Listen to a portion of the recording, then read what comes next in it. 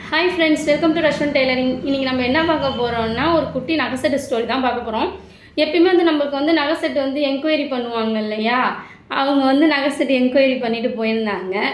சும்மா தான் கேட்டுட்டு போகிறாங்கன்னு நான் நினச்சிக்கிட்டேன். ஆனால் அவங்க நைட்டு எனக்கு நகை செட்டுக்கு வேணும் அப்படின்னு சொன்னாங்க. அப்புறமா நான் நகை செட்டுக்கு இன்னொருத்தவங்களுக்கு புக்கிங் பண்ணிட்டேன். அது அவங்கள்ட்டே நான் சொன்னேன், இதேமாரி நான் நகை செட்டு புக்கிங் பண்ணிட்டேன் அப்படின்னு நான் சொன்னேன்.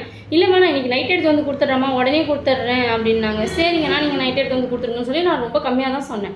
ஏடி செட்டே உங்களுக்கு நான் 800 ரூபாய்க்கு தான் கொடுத்தேன். அதிகமாகலாம் கொடுக்கலாம், ஏன்னா 1500 2000 இல்லாமல் நம்ம கொடுக்க மாட்டோம். ஆனால் நான் 800 ரூபாய்க்கு தான் கொடுத்தேன். கொடுத்துட்டு ஃபோன் பண்ணுறேன். அவங்க ஃபோன் எடுக்கல. அவங்கள்ட்ட 2 நம்பர் வாங்கி வச்சுட்டு தான் நான் ஃபோன் பண்ணுறேன். அவங்க 2 பேருமே எடுக்கல. அதுக்கப்புறம் அவங்க நகை செட்டுக்காரங்க புக் பண்ணாங்க, வந்துட்டாங்க. நான் பக்கத்து கடைக்கு போய் அக்கா நகை செட்டு கொடுங்கன்னா நீங்கள் எங்கே இருக்கீங்கன்னு கேட்டாங்க. பக்கத்து பியூட்டிஷியன் தான் சொன்னேன். 2000 ரூபா கொடுங்கன்னாங்க. அக்கா நான் பக்கத்து பியூட்டிஷியன் தான்க்காங்கிறேன், அதனால தான் இப்போ நான் 2000 கேட்குறேன் அப்படிங்கிறாங்க. அதுக்கப்புறம் சரின்னு சொல்லிட்டு வேறு என்ன பண்ணுறது, கஸ்டமர் நம்மளை நம்பி வந்துட்டாங்கன்னு சொல்லிட்டு அவங்கள்ட்டேருந்து நான் நகை செட் வாங்கிட்டு இவங்கள்ட்ட கொடுத்து நான் அனுப்பிச்சா 2 நாள் கழிச்சு அவங்க எனக்கு நகை செட் எடுத்து கொடுக்குறாங்க.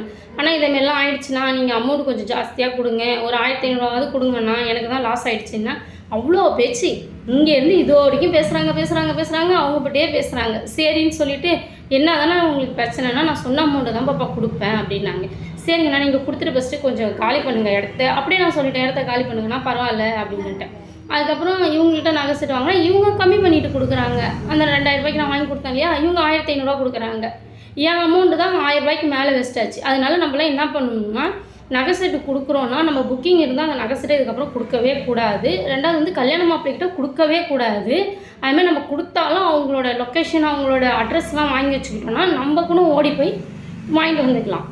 அதனால் நமக்கு பிரச்சனை இல்லை.